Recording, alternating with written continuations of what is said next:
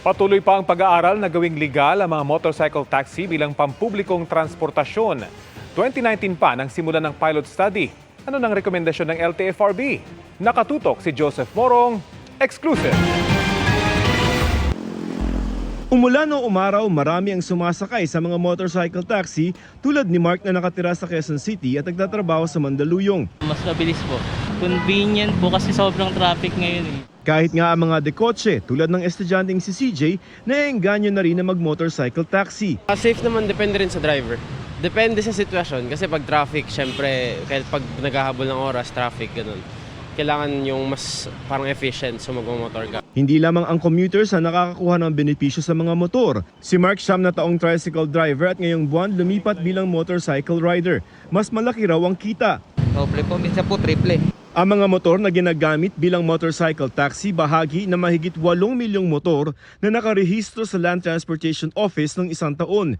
7 beses na mas marami na sa mga nakarehistrong mga kotse. Pero hanggang ngayon ipinagbabawal pa ang mga motorcycle taxi bilang legal na pampublikong transportasyon. Pinayagan lamang ang mga ito ng Kongreso na tumakbo sa kalsada sa ilalim ng pilot study simula pa noong 2019 para alamin kung ligtas itong maging public transportation. Tapos na ng LTFRB ang pag-aaral na sakop ang Metro Manila, Metro Cebu at Cagayan de Oro. Ayon sa tatlong transport network companies o TNC, nakasama sa pag-aaral 68,000 ang mga nakarehistrong motor sa kanila. Batay sa pag-aaral, tinatayang 370,000 ang sumasakay ng mga pasahero araw-araw sa bansa sa kanila. Napupunan daw nito ang kakulangan sa pampublikong transportasyon. It's a stopgap measure only because there is a limitation in our public transport system. May mga gap. So to fill in this gap, this MC taxi is here. Kaya inirekomenda ng LTFRB sa Kongreso na gawing pampublikong transportasyon na ang mga motor. It affords the public a cheaper means of transportation, a faster means of transportation.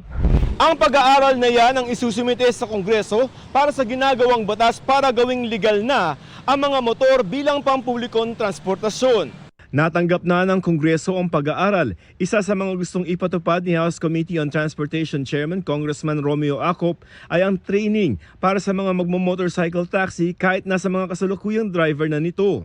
You just look at the way motorcycle drivers, on the road. Dapat bago ka maging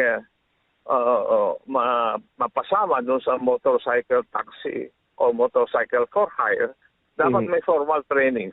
Nasa second reading na ang binubuong Motorcycles for Hire Bill ng Kamara na magtatakda ng mga alituntunin para sa mga motorcycle taxi. Sa Senado, nasa Committee on Public Transportation ang sariling bersyon nito ng panukalang batas. Ayon sa chairman nito na si Senador Grace Poe, ang resulta ng pag-aaral ay magbibigay daan para sa pagpapalawig ng operasyon sa buong bansa. Para sa GMA Integrated News, Joseph Morong, Nakatutok 24 Oras.